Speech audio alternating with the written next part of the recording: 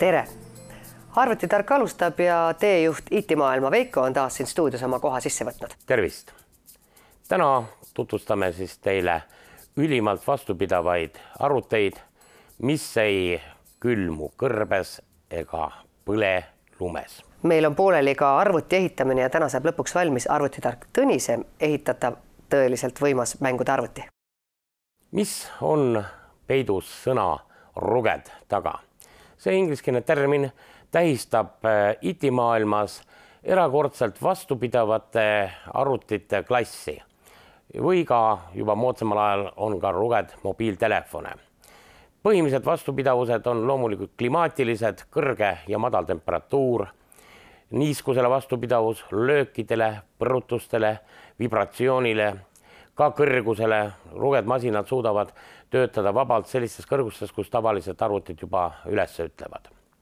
Üheks pioneeriks selliste arvutite tootmisel on Taiwani suurfirma Getak, kelle esindajaga ja kelle toodetega oli meil võimalus äsja toimunud PC Expo konverentsil ka meil siin Tallinnas tutvuda ning esitada mõned küsimused firma esindajale härra Ben Liile.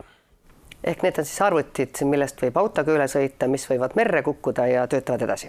Ja ka suures sajus või paned kännu otsa lumehange ja töötad. Need arvutid ei ole mitte ainult ütleme nüüd ekstreemsetele militaaridele, vaid ka ütleme fotojahimehed, kes käivad pilte tegemas karmides tingimustes, võib-olla džunglis, võib-olla kõrbes, vajavad tolmukindlat, niiskusekindlat arvutit. Jahtlaevade ja kaadrite omanikud, väga levinud on meil off-roaderid, kes sõidavad ja põristavad teedete aladel ringi. Kõigile neile on sellised arvutid ja seadmed väga abiks. Ja kohe sellest siis lähemalt.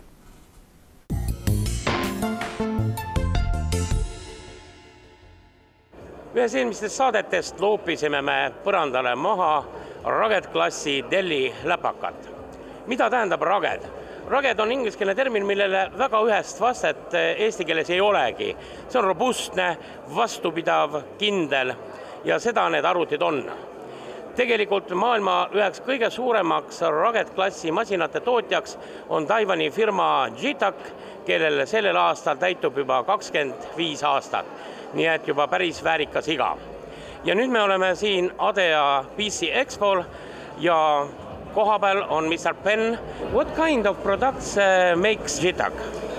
We, Getak, are the manufacturer of a ruggedized mobile device. So we are mainly focusing on mobile device, which is including notebook and convertible tablet, pad, and PD8. When we said ruggedized device, it has to be qualified for a basic military standard, which is military standard 810G, and also requirement on the IP rating as well, and drop test and vibration test, etc. The biggest market is military application. However, we are also focusing in utility and energy sector as well, also industrial and construction verticals. So let me introduce some of our product lines. For example, here is the semi-rugged notebook. It's not fully rugged, but it's considered an entry-level model with a much more friendly price. And also here, as you can see, this yellow model, this is a special ATEX model, which is an anti-explosion certified, dedicated for oil and gas industrial. Also, you see our new product here. This is the new V110 model based on our thin and light product strategy. It's much lighter, the weight, and more compact size. And also here is the Android pad, which is become more and more popular these days for easy carry solution in the field. And also here is another new model, which is called F110. This is a window-based pad fully rugged pads. Most of the clients from utility sector and oil, gas, and the energy sector, they prefer these small and light solutions. This is not a cheap things. They are expensive or how? Yes, after all, we are totally different from the consumer product. However, for the long-term investment, for example, 3-4 years, it is actually more cost-effective than consumer products. For consumer product, you probably need to spend more money to maintain the device because of the damage. But however, for ruggedized device, you can use the same device for longer terms.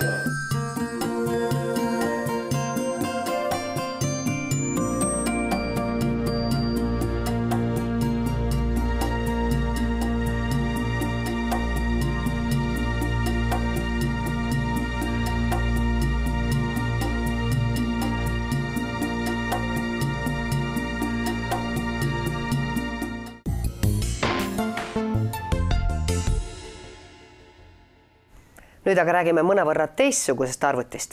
Sellest, mille ehitamisega arvutitark Tõnis 3 nädalat tagasi algust tegi. Täna siis saame masina lõpuks valmis, kui me oleme lisanud kettaseadmed. Optilised, tavalised kõvakettad ja süsteemile ning mängudele SSD. Kui on gaas peale kruvitud, võib mängimisega pihta hakata. Veiko, kui kaua ühe sellise arvuti ehitamine üldse aega võtab? No ütleme niiviisi, et sellise masina õppinud mees keeraks kokku 15 minutiga, 20 minutiga. Kui teha seda nüüd rahulikult ja näpuga igalt poolt manuaalidest ja käsiraamatutest järgi ajada, no saame tunniga kokku. Nii et see ei ole mitte nii pikk teema, vaid selguse huvides me jagasime ta 4 saateblokki. Nii et täna on see 4. saade ja arvuti peaks nüüd olema mängimiseks valmis. Nii ta on.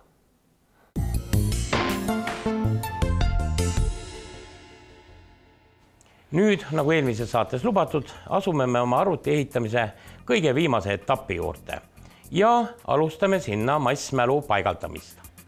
Oma süsteemi jaoks me oleks võinud võtta ainult kõva ketta, aga otsustasime ka kiire välkmälu seadme ehk siis SSD kasuks. Ja selleks valisime SanDiski Extreme seeria SSD.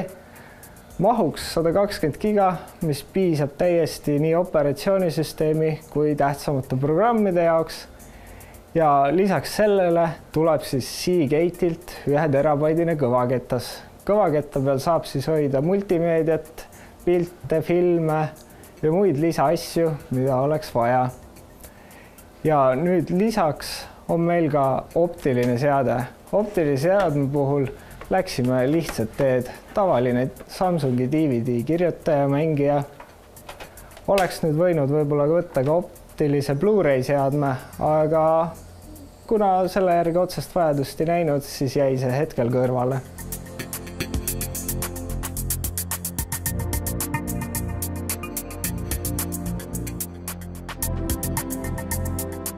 Nii, ja nüüd oleme ühe mänguri arvuti valmis ehitanud.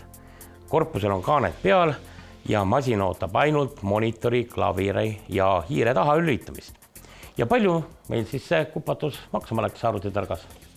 Nii, see siis mänguri arvuti on meil 800 eurot ja nüüd lisaks veel siis muudele põnevatele asjadele on meil ka puudusid tarkvara. Ja mida ma soovitaksin siiski, kuigi on väga suur haip on Windows 8 ja 8.1 üle, mänguritele on siiamaani siiski Windows 7 kindlam, sest Windows 8 esineb mõningaid probleeme küll hiiredriveritega või mingi spetsiaalse mänguri rauaga.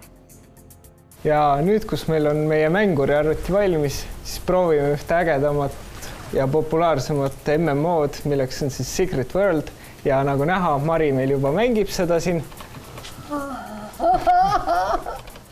Saad nüüd maha lasta. No, kuhu ma nüüd jooksen? Nii, jookse siit väravast läbi, siis seal on vastased. Kohe praegu või?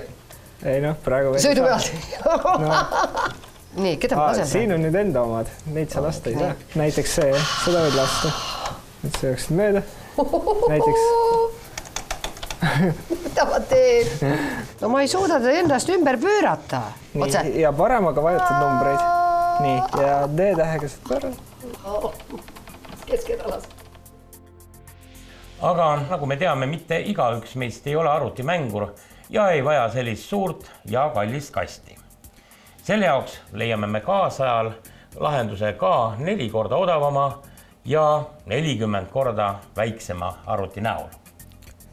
Ja selleks on meil Intelilt selline asi nagu NUC ehk siis Next Unit of Computing.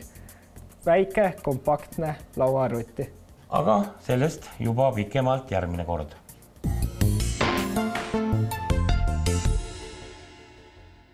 Eelmisel nädala reedel saabusid ka Eestis müügile kauaoodatud uudistooted Korea suurfirmalt Samsung. Nimelt paiskas ta turule oma mobiiltelefonide uue lipulaeva Samsung Galaxy S5 ning sellele lisaks 3 aksessuaarkella Gear 2, Gear Neo ja Gear Fit. Nii et kellasid on igale maitsele alates pisikesest sportlikule inimesele kuni suurest ja võimsast Gear 2-st. Ja järgnevalt neid kellasid uudistamegi.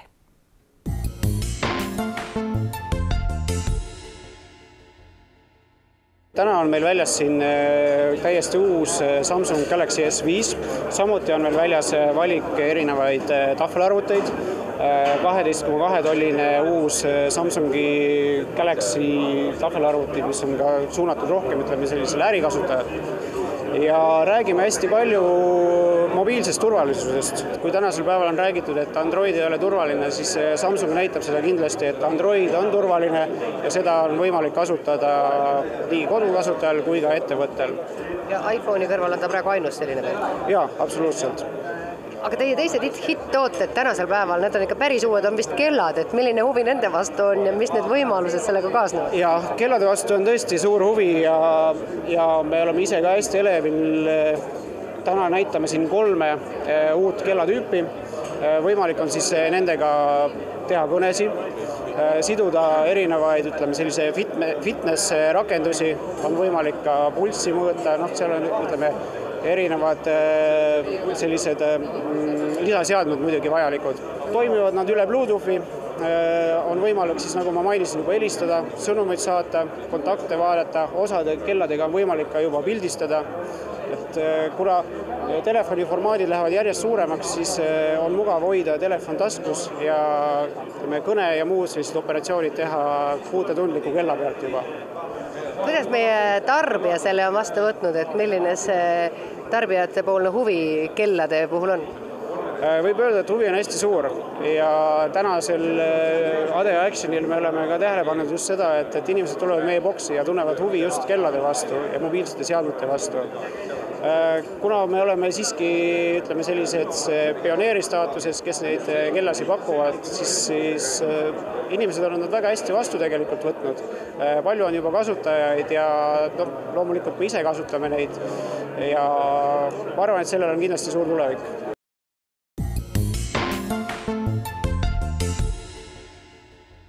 Arvutitarga lood on täna vaadatud, kuulatud. Järgmine kord aitame siis teil monitori valida ja tutvustame muudki põnevat. Ja kui teil tekkis küsimusi, siis kirjutage meile aadressil tv@arvutitark.ee.